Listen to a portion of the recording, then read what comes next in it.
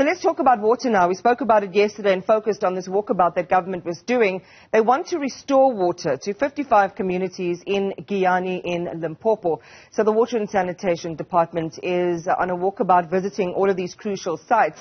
Yesterday, they were looking at the Giyani bulk water project, and this morning, Minister Senzo Mchunu leads the team in inspecting the Middle Letaba Dam. Newzroom Afrika's Nqobile Madlala has been keeping an eye on the minister's movements and joins me now with the latest. Nqobile, good morning. Yesterday, of course, we had this great sort of show of water coming out of a tap with the minister drinking, beautiful looking water from the tap. And after you had left him, not too long afterwards, that had dried up and there were some questions around that. Were we able to kind of follow up for our viewers and find out anything new on that, and also just put us in the picture for what's expected today? Well, yes, Iman. In fact, I did speak to the executive mayor's spokesperson. I was just on a phone call with him in the morning, and he said to me they're still trying to establish exactly what happened. They said that this could be the fact that there was a system break or something that had to do with their end, so they are going to investigate that. We are expecting to hear more answers from them, of course, to tell us what really happened, because the community remains without water. At this point, though, the other communities, which is part of that 55 communities that are supposed to get water, are currently struggling with that. We understand that they've argued that downstream they're not getting any water, which also has affected farm animals as well as their way of living. And they have, of course, asked in the past that there be an investigation in terms of the farmers in the area to check if they are not blocking water to getting into villages. So quite a lot of problems there. And of course, to unpack for us, I've got the two deputy ministers in water and sanitation, and they are going to unpack it for us in terms of how they're going to deal with the problem. We know that it starts with an inspection, of course, speaking to the farmers, and we understand also the farmers have said that this is not true. But how are you going to deal with this issue? Why is there no water? Thank you very much, Nqobile, and to your viewers. We are here with a delegation led by Minister Mchunu, the Deputy Minister Shabalala, and myself, and the executive mayors and the provincial government. As we are aware, the communities of Mopane and the communities of Vembe districts, in the main sources is your Nandoni Dam, including this site, which is the Middle Letaba, the Middle Letaba catchment. And there have been complaints. There is a strong view that farmers, there used to be water that was running down through the Olifants river catchment here.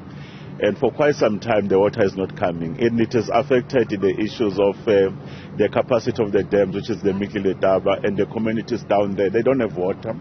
But at the very same time, there were many emerging farmers that were here, that at a particular point there was no water. And our team have done an investigation.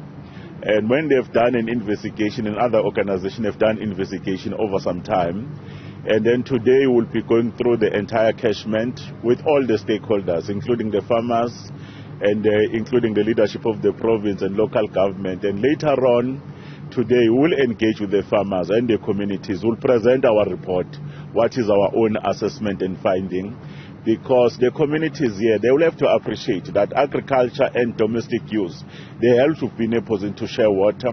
There are issues of climate change. There was a drought over some time here, and you could see there's a scorching temperatures here. It rises in terms of degrees centigrade, and even if there's a lot of groundwater, and you could see that there's a high evaporation rate, we should be able to work together to see.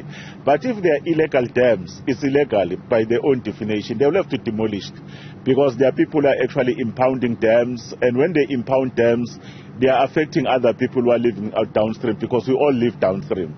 And we don't want to be having conflicts around the issues of water.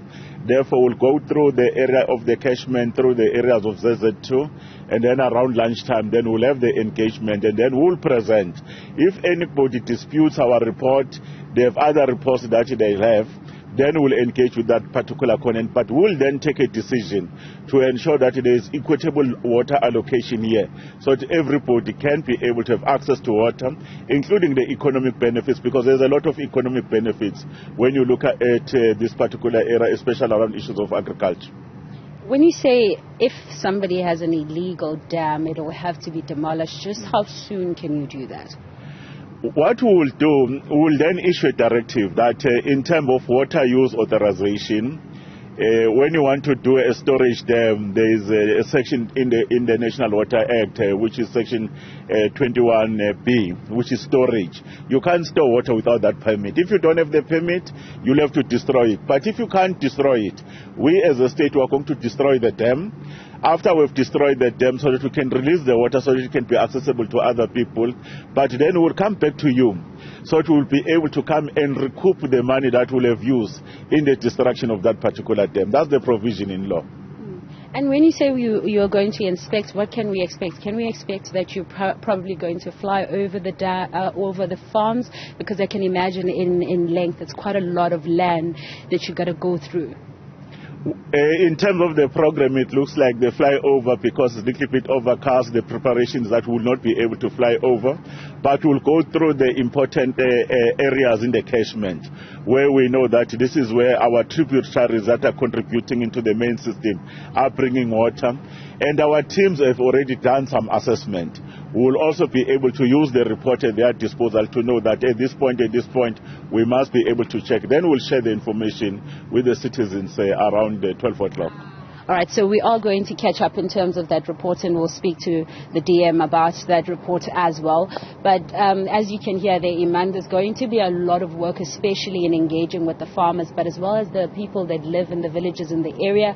We're hearing that they're being affected because of the water, but it seems like there is a plan that will take place. We'll find out if there is anyone who has been illegally storing that water and what is the way forward. And of course, in terms of that report, what does it say? Because we know that the farmers or the communities here have been arguing that there isn't any water downstream. Nqobile, Madlala, thank you very much. We'll come back and check in on you a little bit later on. Big issue there, water in that province.